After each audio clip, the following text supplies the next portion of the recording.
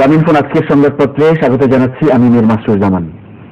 সংবাদপত্রের শিরোনাম আর চলমান পরিস্থিতি নিয়ে আলোচনার নিয়মিত আয়োজনে আলোচনার জন্য আজ আমাদের সঙ্গে রয়েছেন সাপ্তাহিকের সম্পাদক গোলাম মুর্তজা। আমরা স্বাগত জানাচ্ছি আপনাকে। প্রথমে সংবাদপত্রের শিরোনামগুলো দেখি, তারপর আলোচনা শুরু করছি। দৈনিক ইত্তেফাক, মৃত হত্যার নির্দেশদাতা বাবুল না অন্য কেউ? পুরস্কারের বদলে তিরস্কার, পদে পদে হয়রানির শিকার কলসিন্দুরের সেই ফুটবলার মেয়েরা, বাড়ি ফেরার সময় বাসে হেনস্থা, টিসির হুমকি, স্কুল শিক্ষকের অভিভাবককে মারধরের অভিযোগ। বাংলাদেশ প্রতিদিন, চমক আসছে আওয়ামী লীগে, ভোগান্তির ঈদ যাত্রা, যানজটে স্থবির সব রুট, কাঁচপুর পার হতে 3 ঘন্টা, ফেরিঘাটে দুর্ভোগ। মানব জমিন, ঈদের জামাতে নিরাপত্তা দিতে জেলায় জেলায় চিঠি। আমাদের সময়, পছন্দের হাতে গরু নিতে ক্যাডার বাহিনীর বাধা। সকালের খবর, রামপাল বিদ্যুৎ কেন্দ্রের কয়লার উৎস কি? জায়গায় দিন, চামড়া শিল্পে বৈশ্বিক মাফিয়ার ছায়া। ভোরের কাগজ, হাইকোর্টের রায়, 2367 গেরিলার মুক্তিযোদ্ধা স্বীকৃতি বহাল। দৈনিক দিনকাল, মহাসড়কে তীব্র যানজট।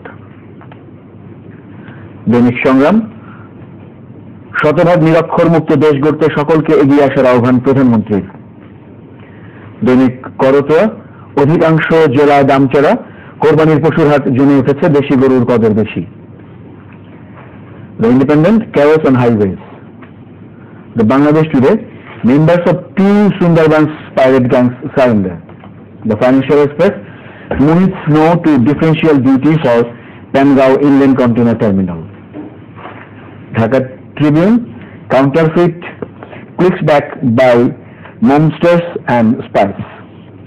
শিরোনামগুলো দেখলাম সংবাদপত্র। যথারীতি ঈদুল আজহার সামনে এবং এখন যেটা হয় প্রতি ঈদের সামনে রাস্তায় যানজটের একটি ইস্যু তৈরি হয়। ফেরি চলাচলে বিঘ্ন ঘটলে সে সমস্যা আরো প্রকট হয় এবং মানুষের ভোগান্তি বাড়ে। দেখেন, এই যে আপনি যে কথাগুলো বললেন, যে আলোচনাগুলো বললেন, এই আলোচনাটি এই অনুষ্ঠানের গত বছর ঈদের আগে যে অনুষ্ঠানটি হয়েছিল সেই অনুষ্ঠানের প্রথম অংশটি যদি প্রচার করা হয় তাহলে একই রকম প্রশ্ন ছিল, একই রকমের শিরোনাম ছিল, আমরা একই রকমের আলোচনা করেছিলাম। আজকেও ঠিক এই একই রকমের কথা বলতে হবে। আমাদের সরকারের পক্ষ থেকে বা মন্ত্রণালয়ের পক্ষ থেকে আমরা এক ধরনের তৎপরতা দেখি, সেই তৎপরতাটা মুখের কথায় যতটা, বাস্তবে কাজের জায়গায় ঠিক ততটা নয়। এটি একটি বিষয়। আরেকটি বিষয়, ঢাকা থেকে যে পরিমাণ মানুষ সড়ক, নৌ এবং রেলপথ, এই 3 পথ এবং ব্যক্তিগত গাড়ি ব্যবহার করে যে পরিমাণ মানুষ যত অল্প সময়ের মধ্যে ঢাকা নগর ছেড়ে গ্রামের উদ্দেশ্যে যাত্রা করে, ওই পরিমাণ মানুষের যাওয়ার জন্য যে রাস্তা, যে নৌপথ, যে রেলপথের দরকার আমাদের আসলে সেটা নেই। না থাকার জন্য আমরা যদি প্রতি বছর ঈদের আগে এসে যে বিশেষ ব্যবস্থা, বিশেষ ট্রেন, এরকমের যদি ব্যবস্থা করার চেষ্টা না করে আমরা যদি সারা বছর একটা চেষ্টা করতাম তাহলে হয়তো আমরা কিছুটা সুফল পেতাম। দেখেন, সারা বছর আমরা নদীর কথা বলি, সারা বছর আমরা ড্রেজিং এর কথা বলি, কিন্তু এখন এসে এই একেবারে বর্ষার ভরা মৌসুমে এখন এসে জানা যাচ্ছে যে মাওয়া থেকে কাওড়াকান্দির যে রুটটি একটি লম্বা পথ এবং সেটি গভীর নদী হওয়ার কথা, কিন্তু সেই নদীতে লঞ্চ চলাচল করতে সমস্যা হচ্ছে, কারণ নদীর গভীরতা নেই, চর উঠে গেছে। এটি হচ্ছে আমাদের দায়িত্বের প্রতি আমরা যে উদাসীন এবং দায়িত্ব পালন না করা, সেটি একটা ব্যাপার। নৌপথের ক্ষেত্রে এটি একটা ব্যাপার। আর সড়ক পথের ক্ষেত্রে রাস্তাঘাটের উন্নয়ন হয়েছে, যেটি বললাম যে মানুষের যে পরিমাণ গাড়ি সেই পরিমাণ রাস্তা নেই, 1 নম্বর। 2 নম্বর হচ্ছে ব্যবস্থাপনা বলতে যে বিষয়টি থাকতে হয় সেটা যদি আরেকটু সাজানো গোছানো হতো তাহলে হয়তো মানুষের দুর্ভোগ কিছুটা কমতো, সেটি নেই। আর এবার নতুন করে সংকট দেখা দিয়েছে পাটুরিয়া দৌলতদিয়া ফেরিঘাটে। সেখানে 4টি ঘাট, এই গত 2 দিন 4টি ঘাটই বন্ধ থেকেছে। আর গতকাল সন্ধ্যা থেকে স্রোতের জন্য, ভাঙনের জন্য, নানা কারণে চলেছে।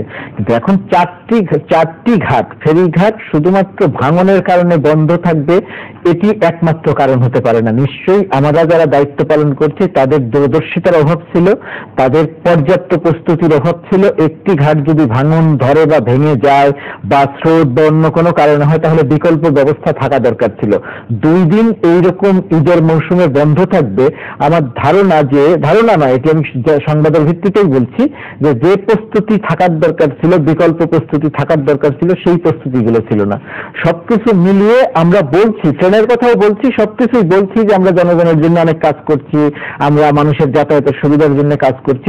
যেটি বললাম যে কাজ করছেন, নিশ্চয়ই কাজ করছেন, অবস্থা পর্যায়ক্রমে কিছুটা ভালোও হচ্ছে, কিন্তু যে পরিমাণ ভালো হওয়ার কথা সেই পরিমাণ ভালো হচ্ছে না। আমরা যতটা কথা বলছি ততটা কাজ করছি না।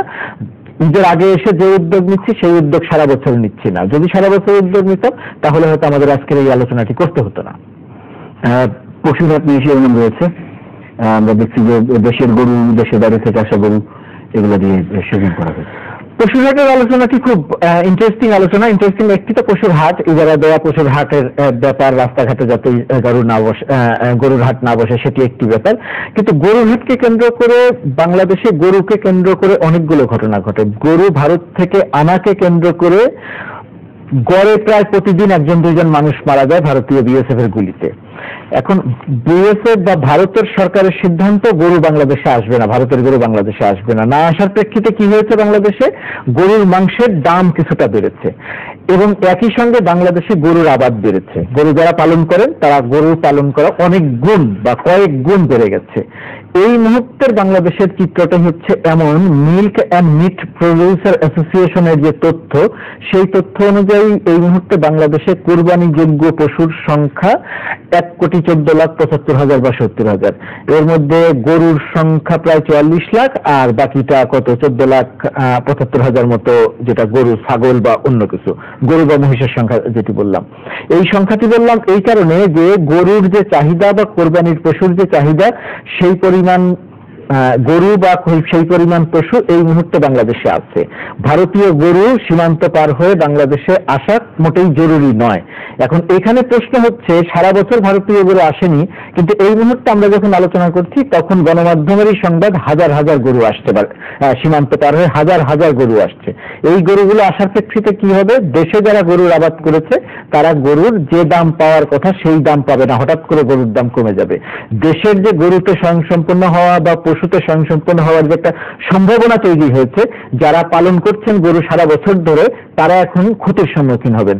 যারা কোরবানি দিবেন তাদের জন্য হয়তো কিছুটা ভালো, যে যিনি 40,000 টাকা দিয়ে একটু ছোট গরু কিনতেন তিনি হয়তো 40,000 টাকা দিয়ে একটু ভারতীয় একটু বড় গরু কিনতে পারবেন।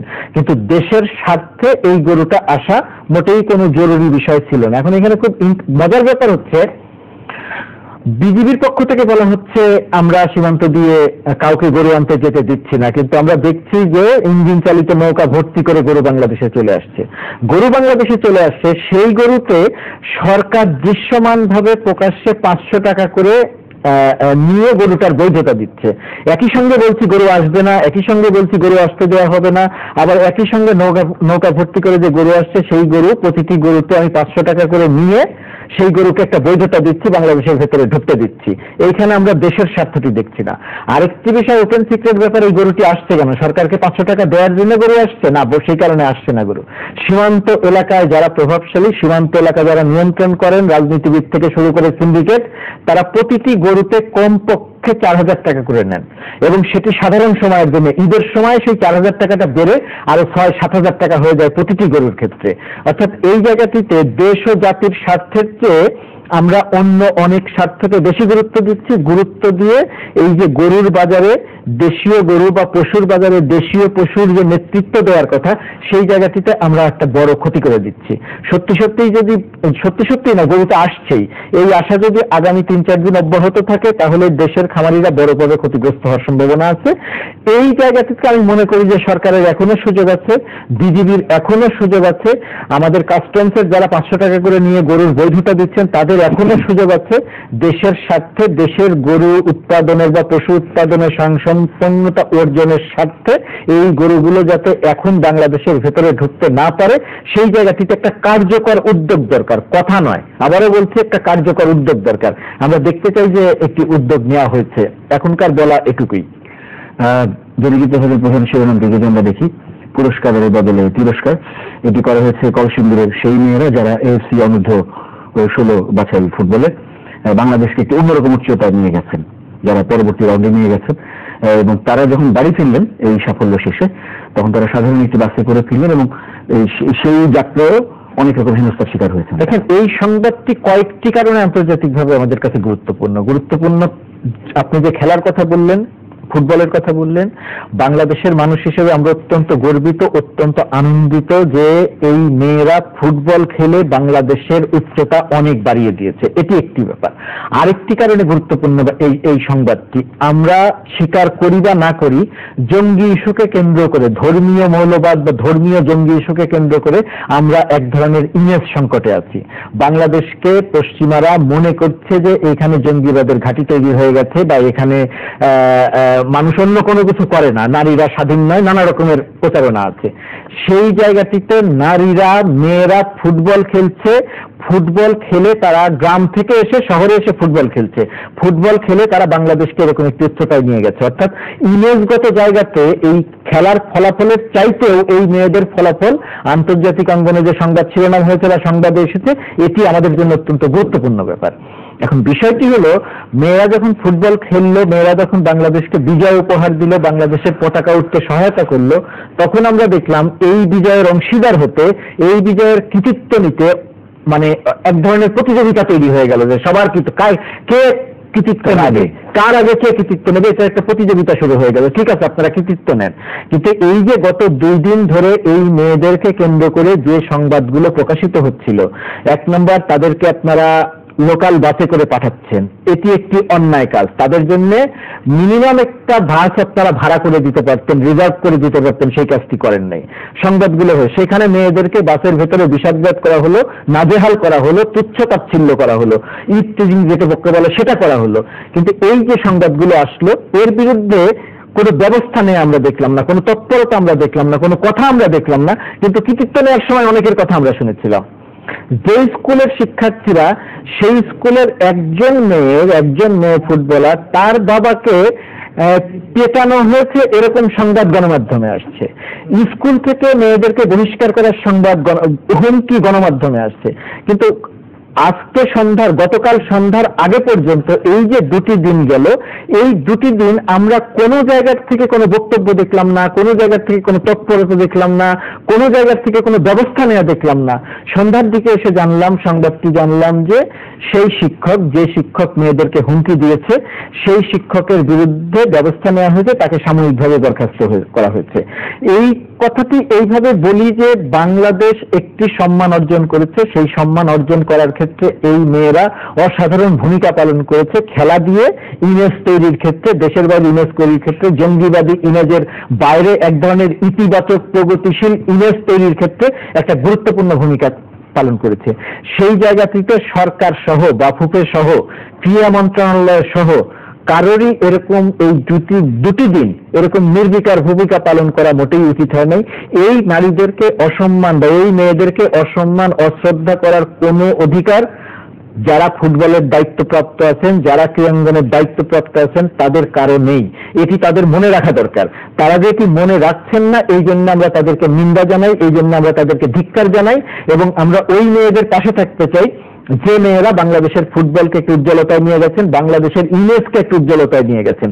এবং বিশ্বাস করতে চাই যে এই যে ঘটনাটি ঘটলো, এই ঘটনাটি একবারই ঘটলো, এই ঘটনাটি দ্বিতীয়বার আর ঘটবে না।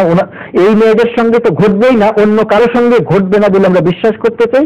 এবং আমরা বিশ্বাস করতে চাই যে শিক্ষককে বহিষ্কার করা হয়েছে, সত্যিই যদি তার বিরুদ্ধে অভিযোগ থেকে থাকে, সত্যিই যদি তিনি অপকর্মের অংশীদার হয়ে থাকেন, তাকে দৃষ্টান্তমূলক শাস্তি দেওয়া হোক। এবং ক্রিকেট বোর্ড যে মেয়েদেরকে সংবর্ধনার আয়োজন করেছে, প্রধানমন্ত্রী থাকবেন সেটিতে, তাদেরকে আর্থিক পুরস্কার দেওয়া হবে। আমি মনে করি এটি অত্যন্ত ভালো একটি কাজ, ইতিবাচক একটি কাজ। এই কাজটির জন্য অভিনন্দন জানাতে চাই। পাশাপাশি বাফুফেকে বলতে চাই, বাফুফের দায়িত্ব আছেন বাংলাদেশের ক্রীড়াঙ্গনের সবচেয়ে বড় তারকা, সবচেয়ে শ্রদ্ধার মানুষ কাজী সালাউদ্দিন। তার অনেক গুণ, তার আমি কোন রকম সমালোচনা করতে চাই না। আমি তার এক ধরনের ইতিবাচক কার্যকর ভূমিকা দেখতে চাই মেয়েদের পাশে দাঁড়ানোর ক্ষেত্রে।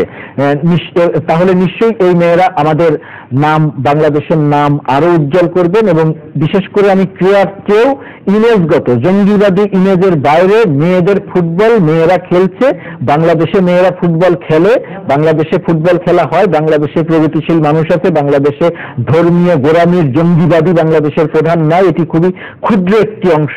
সেটি প্রতিষ্ঠার জন্য মেয়েদের ফুটবলের আরো বেশি পৃষ্ঠপোষকতা প্রয়োজন। একটি ব্যাপার মধ্যে রয়েছে যে তাদের পরের রাউন্ডে খেলা রয়েছে, আরো উচ্চতর পর্যায়ে প্রতিযোগিতা রয়েছে সেটাতে।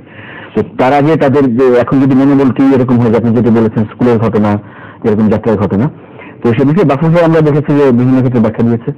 তাদের কাছে সরাসরি গিয়ে তাদের সঙ্গে কথা বলে তাদের মনোবলটি চাঙ্গা করার একটি বিষয়। আমি মনে করি যে আমাদের সামনে যে খেলাটি, সেই খেলাটি অত্যন্ত শক্তিশালী, এশিয়ার সবচেয়ে শক্তিশালী দলগুলোর সঙ্গে খেলা। তো এশিয়ার সবচেয়ে শক্তিশালী দলগুলোর সঙ্গে যখন খেলা হবে, তখন সেই খেলাটিতে এখনকার যাদের সঙ্গে খেলেছে তাদের চেয়ে প্রতিযোগিতা অনেক বেশি হবে।